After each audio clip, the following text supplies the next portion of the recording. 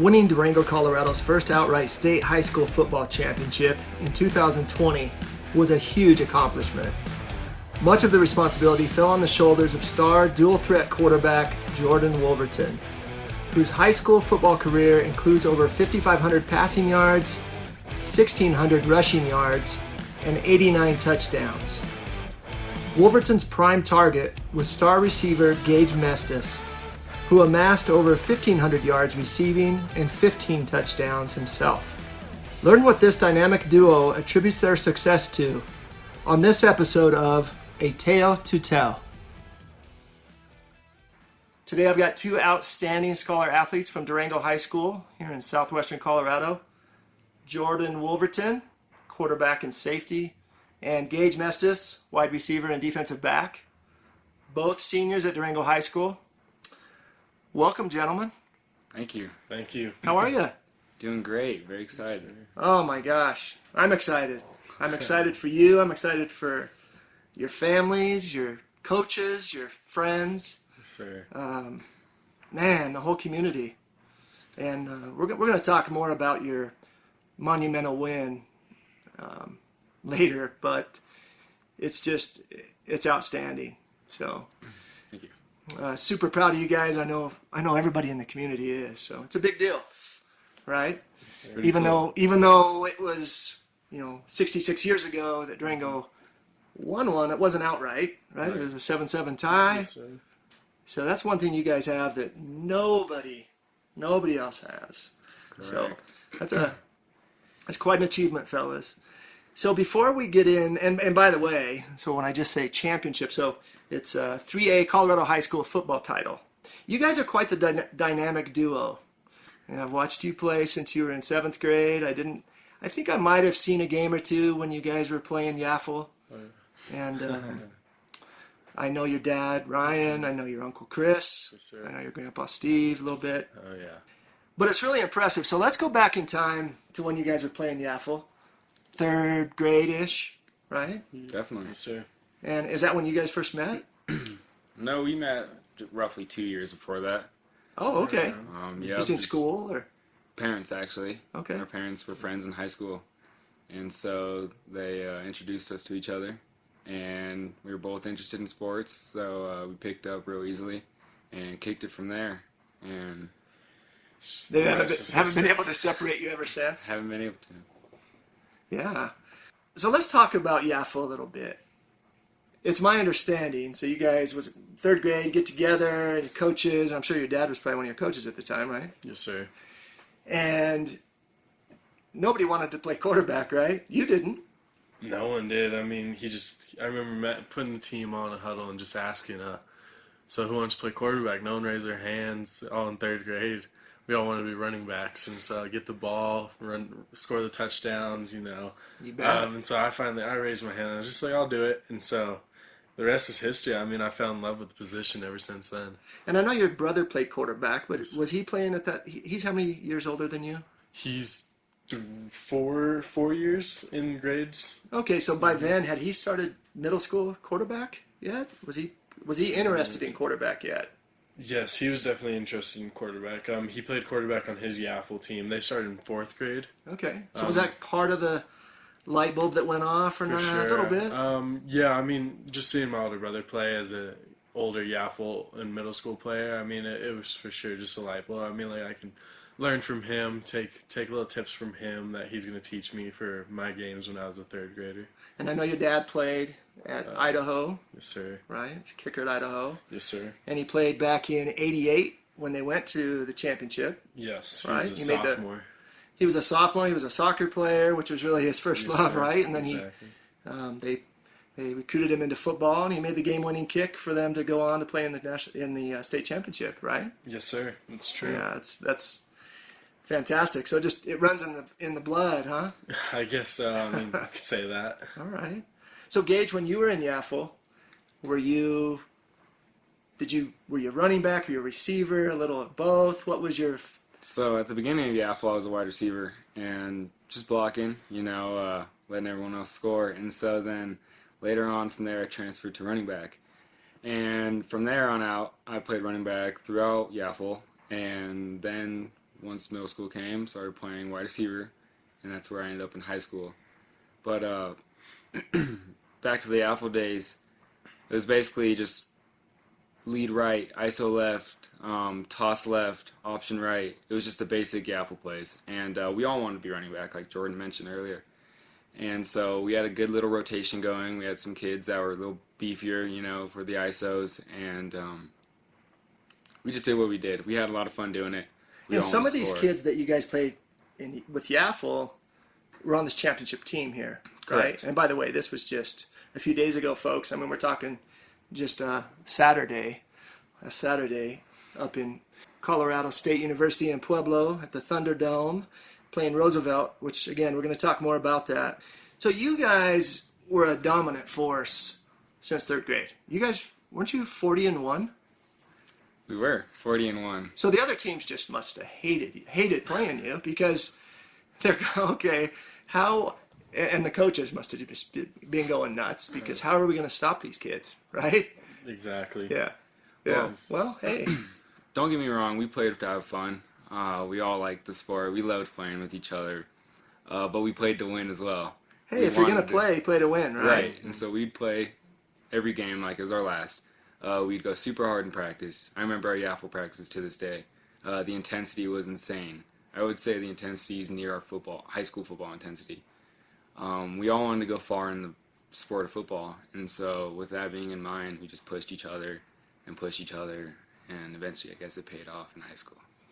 I guess so. There's no doubt about that. And we're gonna talk about some of those self-motivating factors and things later, and why football is so important and why sports are so important, but particularly football. So let's keep moving down the road of Yaffle. You guys, did you win three championships? Yes, we did. So third, fourth, fifth grade, and Third, sixth? fifth, and sixth. Third, Fifth, and sixth. Yep, Okay. So the fourth grade is when we lost. Jordan was out due to a thumb injury, but he was playing running back. Okay, I remember a little bit of this. Okay. We swapped positions. We had a day to learn the other position. We were playing Cortez, I remember, in Farmington, and at their Boys and Girls Club field, and the game didn't go the way we wanted it to. Ended up getting our first loss. Hey, well, we learn a lot from our losses, right? We do. Definitely. And you probably learned we don't ever want that to happen again. That's right. So, guys, when you get into middle school, and I think this is just tremendous, is you get into middle school, and as a seventh grader, you commanded the eighth grade team. Yes, correct? Sir. Yes, sir. So that's, to me, pretty unusual. Maybe it happens more than I know, but to me it's pretty unusual. And so you come out there, you had all this experience in your back pocket, even though it's Yaffle, but you got in there and said, hey, these are my guys. I have Gage over here, far left, far right. I've got these guys that are blocking for me, and I'm good to go. Yes, sir. Right? Yes, sir. Actually, so the first, I think it was like 2 games, I didn't start at quarterback. It was Carver Willis started at quarterback for us. And I started out an outside receiver for the A team in 7th grade. And then it was an Escalante game at the high school. Carver hurt something it was like midway through the second quarter. And so they put me in. And then we ended up winning that game by like a last minute touchdown. And so Coach Armillo, our middle school coach, decided just to keep me in as a starter for the rest of the season. We ended up going and winning against Escalante again in the championship that year. Smart move, Coach. Yes. That's fantastic. And I watched you guys play throughout 7th and 8th grade and dominate. I have a son that's a year younger than you, that's a junior. And it's just a thrill. And and we're gonna move into, well, let me back up. So in middle school, you guys pretty much dominated there too. 7th and 8th grade, didn't you win 2 championships? We did. Man, fabulous. Heck yeah. I wasn't real excited about it because my boys went to Escalante, right? But hey, they all funnel in. They all get into high school. They right? all go to the same high school in the end. Yeah, so you guys just have winning in your blood. And and I think depending on how people handle that can be a wonderful thing. And for you guys, it's certainly been a wonderful thing. You're two humble young men. And so let's move into high school. I was at the game. I don't remember who you guys were playing, but you were a freshman, Jordan. Okay. And Cole Hyson was quarterback. Oh, Max Hyson? Sorry, Max Yes, sir. Hyson. Cole, sorry, your father. And they made some changes, and you came in. And I remember sitting in the stands thinking, you know, this kid is talented, but wow, as a freshman, can he command this offense as a freshman? And you did. And I know I was blown away. It was very surprising to me. You were poised, you were confident, and it's like you were back in middle school, and you know, it wasn't like you were a boy amongst men, which could certainly be the case in a lot of situations. For sure. And Gage, I believe you were one of the starting receivers as well. Yep. So I don't think, correct me if I'm wrong, I don't think there were too many freshmen that were out there starting. There's one other, Demetrius Trujillo, who came in about 3/4 through the season, came in at center, did a very good job up there. Okay. And so you guys are out there. You have each other's backs, obviously. What did it feel like, though, particularly for you, Jordan, to know, okay, here I go. Are these offensive linemen, is everybody going to trust me? Are all these people going to truly trust me? And did you feel that from the get-go? Did you feel like, hey, these guys have my back, and we're going to get it done? I mean, it was a little nerve-wracking going in. I mean, you're a little freshman playing against, these seniors that you just met a little bit ago that you've been watching from a young age playing in high school. And so, I remember, his older brother, Gage Mestas, was just he was always just older than us. We were just watching his sports, hey, we want to be like him. And then I come into an offense, and I'm playing on the same team, same offense as him and stuff. Fabulous. And it was just one of those things. You're like, wow, this is very surreal. But I always knew they had my back. We all had trust in each other. Like we say, it's a family thing, and we truly were a family that year. And so it was one of those things where you knew those big men up front, they were gonna have your back, and those receivers are gonna go make plays for you even as a freshman, for sure. Absolutely. And before we start getting into more about each season, because I want to talk a little bit about sophomore year, junior year, senior year, let's talk about that whole family environment and football and the brotherhood of football, because a lot of people, I think, assume, and whether that's men or women that have not played the sport, that you're going out there and you're tough and you're banging heads and it's just rough and tough. And if you guys don't mind, and I'd like you to share in this responsibility, but enlighten people as to the brotherhood, one, what that's about, kind of the family environment. Let's talk about that first, and then I'll throw some other things at you. Totally. So I feel like a brotherhood in our program starts in summer. It starts before the season, and it starts in our boot camps and our hard workouts in summer. And so once you see your brothers puking, once you see your brothers dying in the hard workout, you kind of grow closer to them. You build that connection, and you take it off from there.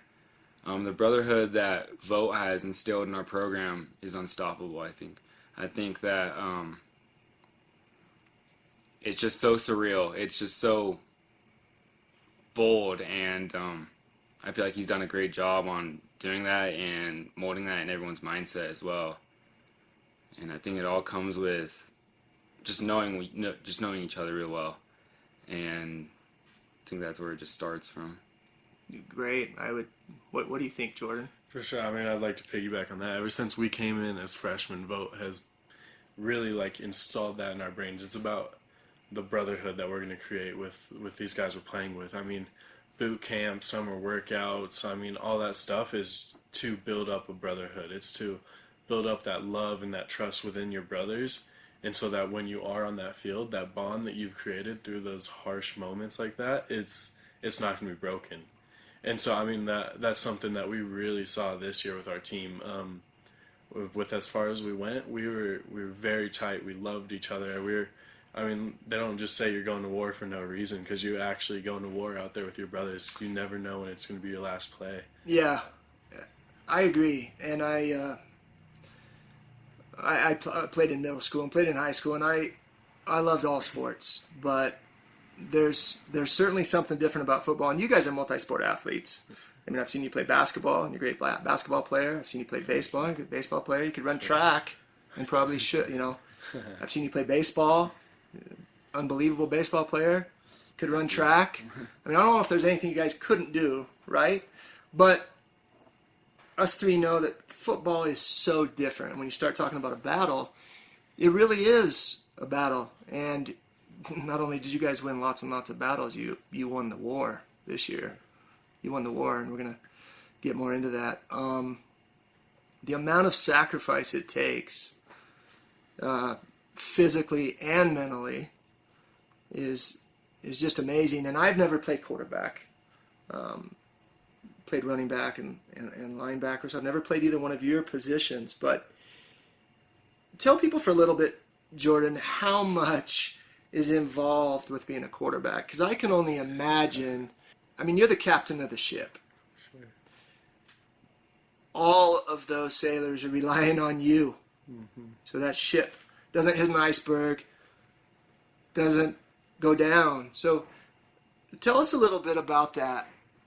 What's involved with that from a mental standpoint, the preparation, the plays. I mean, it's one thing for Gage to have to know this many plays, right? Mm-hmm. Sir. But you essentially need to know them all, and you need to almost know everybody's position. Talk to us a little bit about that. I mean, quarterback's such a mental game back there. It really is. I mean, it doesn't start when you're on the field against that team. It starts like a week ahead before you're on the field with that team. While you're prepping, you're watching film. I mean, you're seeing, all right, this is the defense that they run to this look. What are they going to run to this look? And so, I mean, it's a lot of prep. It's a lot of mental game. And then, like you said, it's you're controlling that offense. I mean, you have to know what every single guy on that field is doing. And so, if you don't, you're gonna end up throwing a pick, or you're gonna end up getting sacked, or making the wrong check, or making the wrong read and stuff. And so, I mean, you have to know what everyone's doing. And so, I mean, it's a lot of preparation back there at that quarterback position. I have to call out a protection side and everything like that, but I also have to call the play. And then if they come out in a defense that isn't good for the play we're in, we have to check a play to get it into a good play, so we can have like a good gain on the play to put us in the best position to be successful out there. And so, I mean, the offense solely rides on you as a quarterback. I mean, you choose what to do with the ball, and that chooses the fate of the game. You can throw a pick or you can throw a touchdown because of your preparation. And I think some people don't know what an audible is. I mean, you get up to the line of scrimmage, and you see a particular set out there, and you call an audible, or in other words, you change the play. And now, and again, it's that whole community. It's that cohesiveness. Everybody's got to know. And are we going on one? Are we going on two? Sure. Football is just so unique in that, isn't it? So many other sports don't have. You don't get the opportunity to change the play or have all these different looks. The action is completely different.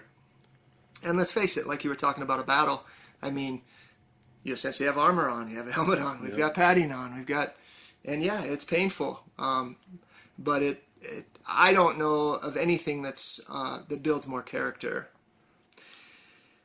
So, we could keep talking about that. I want to talk a little bit about defense, fellas, because some people might assume that you're just these offensive players, which is fabulous.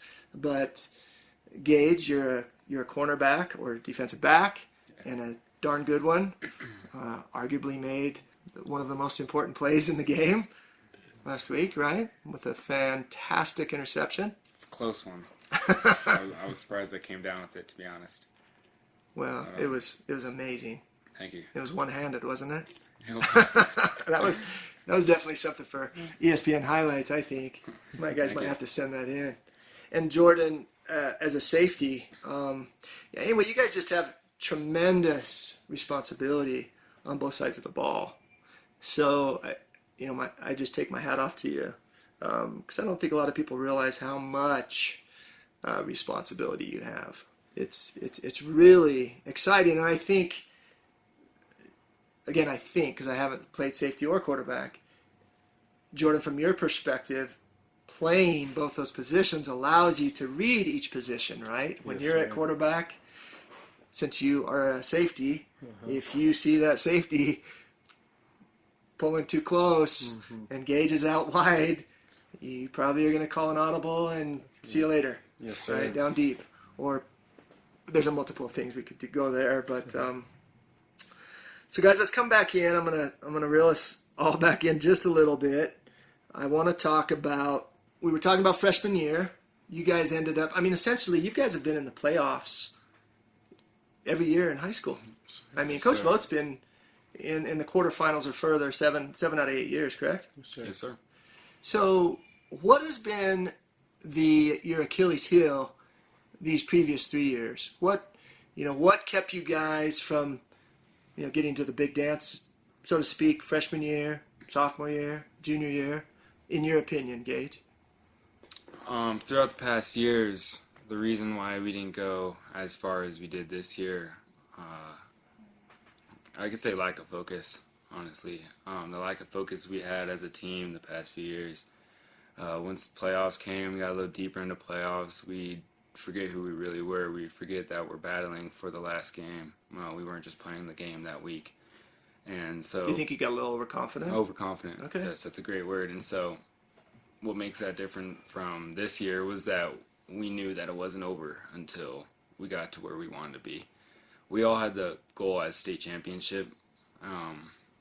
We all knew that was the essential goal in the end game. But I would say we got overly confident the past few years. We lost our focus. We got too squirmy. We just weren't DHS football. And this year, having everyone just as excited as we are for a state championship and to make it all that way, kind of built everyone up and just built up the energy every day in practice and the hope and the perseverance. Jordan, what do you think? Would you echo that, or do you have some other thoughts on that? I would definitely echo that. I would say the overconfidence, the lack of focus for sure, because it always came down to one or two plays in those big games. And so those one or two plays that we could have focused in and gotten them done the way we needed to get them done, and those would have saved us our games. And so, just like you said, the lack of focus towards the end of the season in those big key moments like that really, really hurt us those past years. Yeah, it sticks with you, right? You just go to bed at night saying, if we had only done this, just this much more. Sorry. So close. So let's move into this year. We could really drag out and look at every year and really fine pick it. But let's look at this year. You guys are undefeated, which in and of itself is fantastic. I want to go to the Canyon City game, which I believe was your last regular season game, right? Yes, Yes, we both it didn't play in that, though. And that's when, okay, so you guys were out because there were you didn't have COVID, but right? Tell me a little bit about that, if you don't mind. Yeah, I got this one. We had a trainer tape us without gloves who then had a false positive a few days later. And so I remember just sitting at home. I was just getting ready to head to practice. My dad walked in the door. You're out for 2 weeks. I was just, what are you talking about? And I'm just like, from what? And he told me what happened, and it was a bummer for sure, but we appealed it. We fought it for that whole week trying to figure it out, but they still wouldn't let us, and so Ben and I just had to ride that one out. And so that was a real bummer to miss our last night home game, I could say, regular season. And so, but yeah, that's what happened with that. Yeah, Friday Night Lights, there's nothing like it, right? So let's go to that game, though, because you had some underclassmen step up. Whoever would like to take this, tell me about that. I wasn't at the game. I didn't listen to the game. Definitely. Heard about it afterwards, but... So hearing the news that Jordan wasn't playing quarterback, that Ben wasn't at wide receiver, really hurt every single one of us, to be honest. We were all like, what are we going to do? How is this going to work? I was out with a concussion. wasn't getting released till the week after. And so we knew that we had athletes. We're full of athletes this year, tons of talent. It was just based on how we were going to use it. And we had multiple underclassmen. We had Jordan Stanley. We had Nate Messier. We had Chase Robertson. We had a handful of kids that made a huge impact in the game. And there's plenty more I didn't mention. However, they stepped up. They all stepped up. They knew what was on the line, and they did the job. And so props to them. That was very big. That was very big, and that was a statement right there to a lot of people that they are capable of doing just about anything. And so it was wonderful. It was a great feeling to have people just step up like that. And the Canyon City was no pushover team. there was no pushover. No. So I don't want, some people might think, oh, yeah, but, I mean, they were a tough team. Right, yeah. So if you guys come out of that with a W, it was huge. Big. And then the next week you went into playing Lutheran in the quarterfinals, right? Yes. And let's talk a little bit about that. What was that game like for you? That game was full of excitement. Everyone was super excited. We were all excited to be back. And we knew it was on the line. We just wanted to have fun, go out there, have fun. Know that there's 5 special plays in a football game that could result in a win or a loss, and knew to not take those 5 plays off. And so going in with that, we just came with the intensity, came with the energy.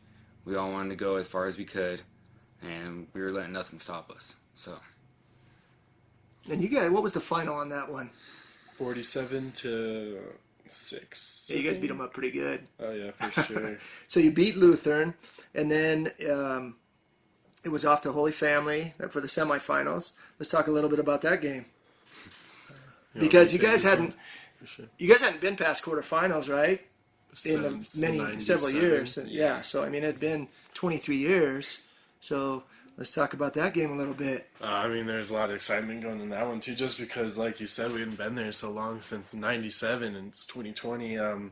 There's definitely our team was very excited. I mean, knew we're one step closer to our obvious goal, which was the state championship. And so, I mean, going into practice, there was a lot of focus, but a lot of excitement at the same time. And so we were definitely ready. And then we knew this team leapfrogged us throughout the year. They beat it in the final rankings for the playoffs. They leapfrogged us up to that number 2 spot, and we were at number 3.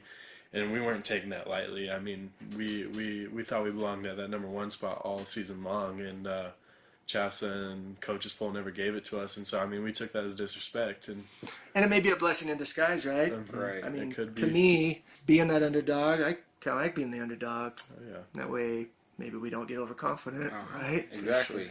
Let's talk a little bit about the day. So, you guys had a parade, a little bit of a parade, a sending off. Yes. On your way to Pueblo last Friday morning, right? Correct.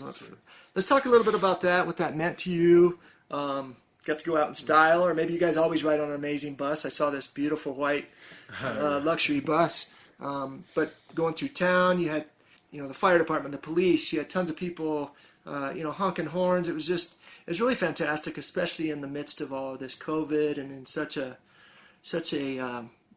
tough year. Talk a little on that, if you don't mind. For sure, I'll take it. I mean, it's one of those things. It's just like, wow, like all these people are really like listening to us play, watching us play. I mean, rooting for us. And so it was just like, I remember sitting on that bus, driving through town and seeing everyone with their signs, honking their horns. I mean, all cheering for us. We were just all looking at each other like, dude, we can't lose this game now. I mean, look how many people are supporting us. Like, it was one of those things, like, it's like, this is very cool. And so, I mean, that send-off, it was just something really special to show us the support that we had from the town. And it was extra motivation going in that game, too, to really put it all on the line for the town. And I got to say, because essentially you guys played the whole season. How many? You had, 8 regular season games? Or 5. Oh, 5 regular season, and then we had the 3, and then 4 more when you, 3 more when we get into the playoffs. So, were you able to have fans at any of your regular season games? We were able to have. It was like 75 total, correct? I think our Evergreen game, we were allowed to have like 150 total. And then at away games, we're allowed like 75 tickets for our fans coming in there.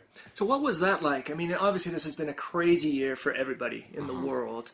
And so to a degree, you were, I'm sure, feeling blessed and feeling happy that, hey, we're able to come out here and play. Right. But did it feel strange not having so many people in the stands, or did you just pretty much tune it out and just say, hey, let's not worry about that? I mean, definitely it was very strange at first playing for no one in the stands, I guess you could say. We were very fortunate just to be playing the game of football. That's what we all thought about. We were just happy to be on that field playing a real game, and if that meant no fans, then that means no fans, and we're still going to play the game as if we were to have fans. The intensity, I guess you could say, wasn't at its peak like it would be with all our home fans, because our home stadium's insane when it's fully packed. Yes, it is. I know for a fact this year, if we were able to have it fully packed, then it would be pretty crazy, pretty loud. But not having fans there was very different and something we just had to adapt to. But it was like a big scrimmage.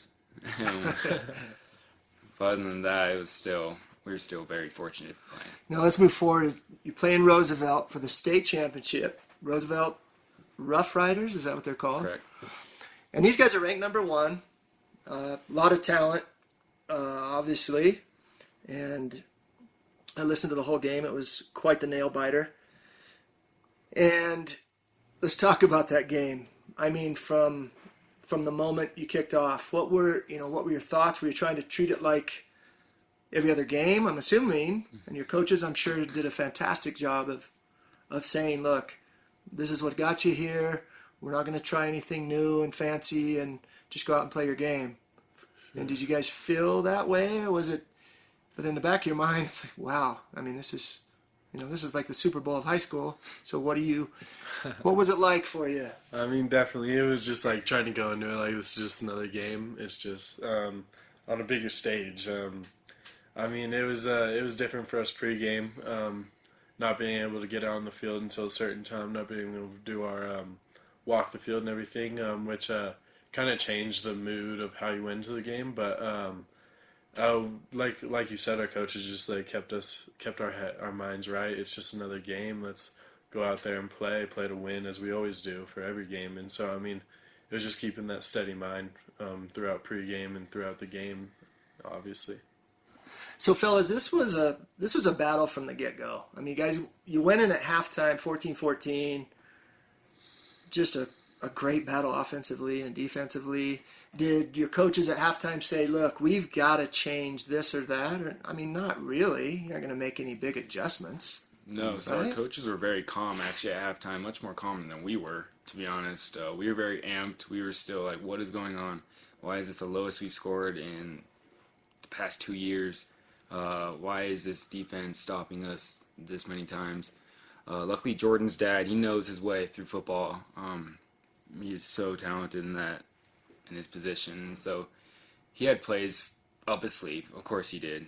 He knew what to do to put us in the right position. And so having that being said, he made us all calm. He calmed us down, told us it's going to be all right.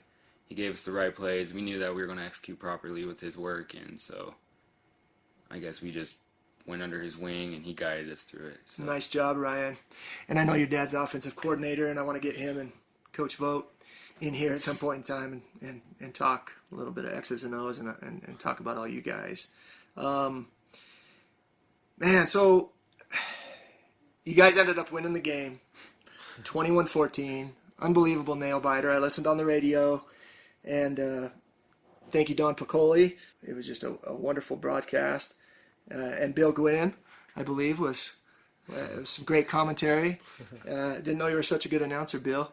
I mean, you came up at the end, towards the end, made that one-handed interception.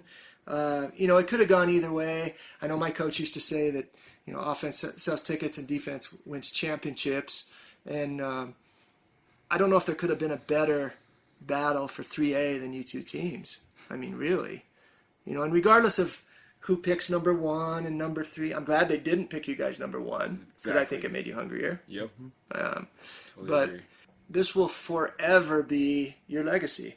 You are the first outright football champions for Durango High School Demons.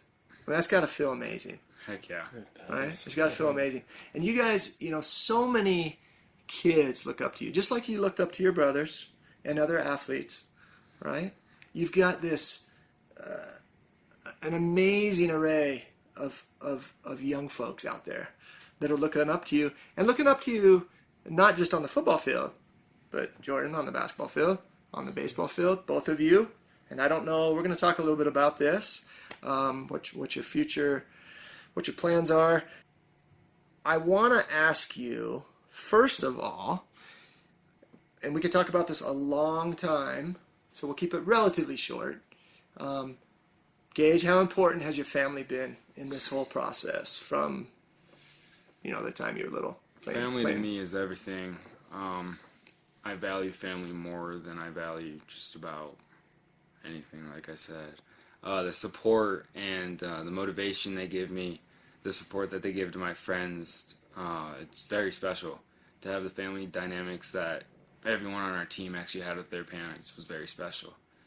And to go in a game knowing that win or lose, my family's behind me, means a lot. It means a lot, and it makes me play harder. It really does. I know my dad's standards are pretty high. I know my mom's standards are pretty high. I want to meet those standards. I want to excel those standards. And coming from a family where everyone plays a sport, everyone went through high school playing a sport, I just knew that with family being behind me, with all this support, I need to make the most out of myself. And it all starts with family. Yeah, I would agree. How about you, Jordan? I mean, family, like you said, family is everything to me. Without my family, I wouldn't be the man I am today, the player I am today, or anything. I mean, they have put in just as much as time and dedication into my sports as I have personally. And so, I mean, it means everything to me that they're up there in those stands watching me. They're up there supporting me, and they're always going to be supporting me. I mean, throughout the rest of my sports career, no matter where I end up. It's just it's one of those feelings that knowing that you have your family behind you, it makes the game that much more special, and really dear to your heart. Because without them, it would just be a solo game for you. Yeah. And how about your coaches? Talk a little bit about Gage on your coaches. What do they mean to you? My coaches, they have helped me so much in the past 4 years. Vote believing in me as a freshman to play varsity ball. Putting me in that position, it's really built me as a character. Not just Vote, but all the coaches that have coached me throughout my high school experience. They have all pushed me. They have all motivated me, supported me through the hardest, helped me, critiqued me, have done anything they can to put me in the best position possible for my career and future. And so, with that being said, to win a state championship for this community, for all the coaches that have coached me along the way, and especially Vote was huge. To see the smile on Vote's face almost made me cry. Yeah, I can only imagine. And I saw pictures of you guys all over Facebook, and it is really, really exciting. Jordan, I know your dad's offensive coordinator, but let's talk, if you will. You can intertwine it with family as well, but from a coaching standpoint, talk to me a little bit about Coach Vote and about your dad and your uncle. For sure. I mean, football's a family business for us, obviously, as you can see. I mean, it's so special having my uncle and my dad out there with me. It's just because we're on the same team. We're shooting for the same goal. And so, I mean, that means a lot. But I'll get into Vote. I mean, Vote's just our best friend out there. I mean, he's so fun. He's always, I mean, you guys see him. He's running down the sideline, jumping around, giving us hugs. And, I mean, just to be able to get that done for him, I mean, for him, his family, Papa Vote, Brother Vote, all those guys, it meant everything just because, like he said, the tears on that guy's face almost made me cry after that game just because, I mean, we've been to battle over and over and over again with that guy, and I mean, he means a lot to me and my family, and he's really helped with my future, and so I'm very appreciative for Coach Vote and everything he's done. And I've never coached football. I can only imagine how much time and effort that he and your dad have put in. Oh yeah. It's I just can't even imagine. Yes, And your Uncle Chris, who's a receivers coach, right? Right. So he's worked with you a lot, Gage. Yeah, Chris and I actually were able to build a bond this year. For the past 4 years, actually, it's always been pretty tight between him and I. And Chris has always helped me out one-on-one when I need the help, or he sent me links to videos to improve my footwork or my speed or agility. So, And I don't mean to interrupt you. I heard he was quite a receiver himself back in the day. Yeah. Yeah. Chris made a name for himself from being a receiver. He's a great athlete. To be able to play for the Woolvertons was something super special. Super special. Having a coach as my position coach and then having a coach coaching my offense was huge. It was something you don't get all the time. And it was wonderful. I'd never take anything back. So let's also talk about your teammates. And again, we could stretch this out for a long, long time, but talk to me about your teammates. We talked earlier about the brotherhood. If you need or want to throw some specifics, that's fine. Even though we all know nobody gets anything by themselves, it's a joint effort. I mean, those guys. It's a brotherhood, as you just said. Like, we're all brothers out there. We love each other, just like, and it's just it's one of those. You have a special bond with every guy on that team now after going through a full season of football. And so, I mean, without the teammates, we wouldn't be where we are today, and we wouldn't have that trophy to be able to hold up. And so, I mean, our teammates mean everything to us, and they go out there and do just as much as we do. I mean, especially that front five, that line. And I mean, I want to shout those guys out: Ethan Ryan, Nate Howland, Joshua Bates, Rocco Estes, and Walter Stauffer. I mean, those guys, they were the base of our team this year. Those front five, and they got us to where we were and got us that win in the state championship. And they're not just big; they're dynamic, right? They are. They. I mean, we go through years, our freshman, sophomore, junior year, where we have very good lines, but they don't have that dynamic. They don't have that that really like mesh to play super good together. But that was so different this year. These front five up front, they loved each other, and they have that mesh, that dynamic that they love to play together. And I mean, they're big. They're big boys. They're strong, and they got after it. And so, I mean, it was so fun to watch those guys up front that year. Fantastic. Sure. How about you, Gage? I think my teammates played a big role in the success that I've had for football. Like Jordan said, the Big Five out front, they've done everything for this team, I would say. They're the reason why we're scoring. They're the reason why we're doing this and that. And so I will say, after I was given that football for the MVP, I wanted to give that to my line. I wanted to give that to the people that were working the hardest. They were working the hardest. They were hitting each other's heads. They're doing everything they could to get us in that end zone.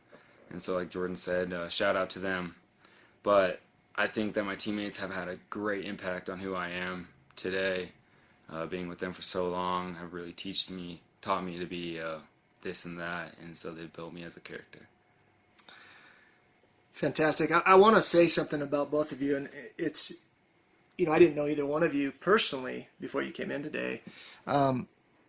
I think humility can take you a long place in life, and the fact that you guys are unselfish and willing to, admit those things and not be a rah-rah, cocky, and it is really fabulous. And I think you guys are both what I call a triple threat. Now, to me, what that means is the first triple is the fact that you're excellent multisport athletes. So not just football, but basketball, baseball. I don't know if either one of you have ever ran track. You certainly could. I've seen your speed. Middle school days. So I don't know if that's maybe a carrot that we could dangle out in front of you. But also the fact that you guys are multi-position players, meaning, I've seen Jordan, obviously you play quarterback, you play safety. I've seen you punt the ball. I've seen you kick the ball. You're not afraid to run the ball. Sure. I don't have a doubt in my mind, Gage, that if they needed to put you in at quarterback, you could probably get the job done, right? If they needed to put you in at running back, you know what I'm going with this? Totally. And so multiple positions as well as multiple sports. But probably the most important thing to me on that triple threat is your traits. And you're both self-motivated, you are both very competitive, and you're both very coachable. So now I want to ask you, having just put that out there, I want to know what your plans are for college. What's on the horizon for college? For me, I am graduating early, a semester early here in a couple weeks, and I'm going to go up to the University of Colorado to play football up there and be a student up there. So I'll be a student athlete up there as of like mid-January this coming up year, and so that's my next stop. I'm excited to get to work with Durrell and Langsdorff up there. And congratulations. So, thank you, I appreciate it. School Buffs. School Buffs. How about you, Gage? As of now, I'm trying to play college baseball in California. If that doesn't work out, then preferably just in the West. I really just want to advance my baseball career and just go as far as I can in that. Do you like baseball more than football? I do. Okay, hey. Hey, man. But at this it's all point, about passion. At this point, I'd take either in college. Sure, absolutely. I love the sports ball. So. Absolutely. Well, I think that's terrific, fellas. I want to talk a little bit about your brains. It's not just brawn. There's brains. What kind of GPA do you have, Jordan? I have a 3.97. Wow. Yes, sir. And how about you, Gage? I have a 3.8 right now. Good for you guys. For me, sports always made me excel even more at my grades and vice versa. They're connected, right? The more physically active we are, the better our brains work. Mm-hmm. And the better our brains work for those sports activities. So good on you guys for having great grades. And I know your coaches wouldn't settle for anything less than definitely not that with you guys and the rest of the team. I think a lot of people don't realize that about athletes, is that first and foremost, the coaches demand that you be a good student, right? Definitely.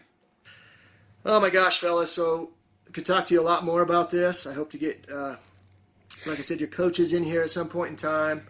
I just want to congratulate you both again for such an extraordinary year and years. I mean, if we're really being honest here, we're talking about the last 10 years.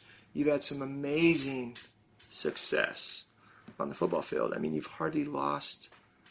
I mean, percentage-wise, what have you won? Like 90% of your games in football? If we count, let's say, all of your high school career, all of your YAFL, that's an amazing winning percentage. So just, you guys are stellar young men.